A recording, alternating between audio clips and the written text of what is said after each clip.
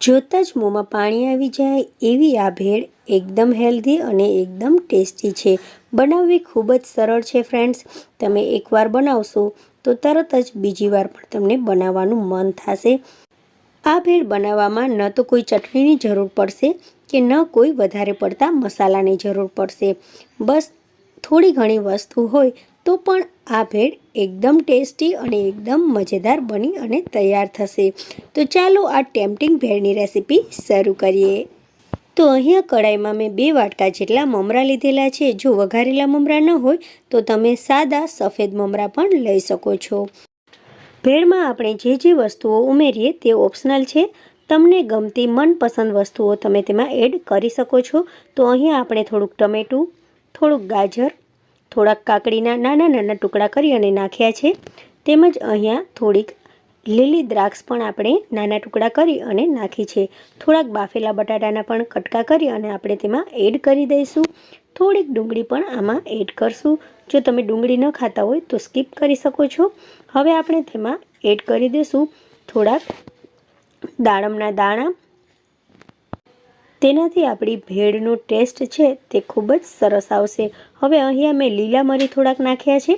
તમારી પાસે તે ન હોય તો તમે સ્કીપ કરી શકો છો, તે ઓપ્શનલ છે।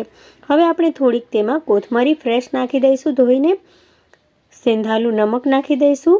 તમે આમાં ચાટ મસાલો પણ નાખી શકો છો, તેનાથી પણ ભેળનો સ્વાદ છે તે ખૂબ જ સરસ આવશે।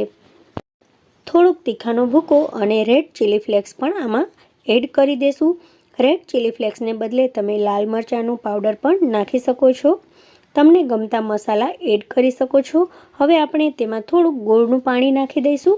જો ગોળનું પાણી ન નાખવું હોય તો તમે કોઈ પણ ચટણીનો ઉપયોગ કરી શકો છો, પણ ગોળનું પાણી નાખવાથી આપણી જે ભેળ બનશે તે એકદમ સરસ મજાની પૌષ્ટિક બનશે અને ટેસ્ટમાં પણ ખૂબ જ સરસ રહેશે। તો જરૂરિયાત પ્રમાણેનું ગોળનું પાણી આપણે તેમાં એડ કરી દઈશું। તમે આમાં લીંબુનો રસ પણ નાખી શકો છો અને જો આંબલી અને ગોળની ચટણી નાખવી હોય તો પણ તમે તેમાં નાખી શકો છો।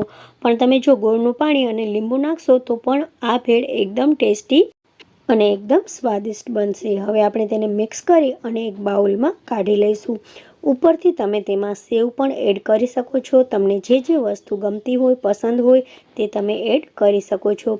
પણ આ રીતે તમે સાવ સાદી ભેળ બનાવશો ને તો પણ તેનો ટેસ્ટ ખૂબ જ સરસ આવશે। ભેળ ખૂબ જ સ્વાદિષ્ટ બની અને તૈયાર થશે ફ્રેન્ડ। સાથે સાથે આ ખૂબ જ હેલ્ધી છે અને પચવામાં પણ ખૂબ જ સહેલી છે।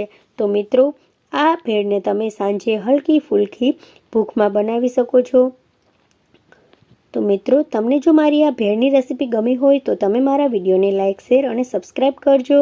Thank you for watching. મળીએ નવી રેસીપી સાથે।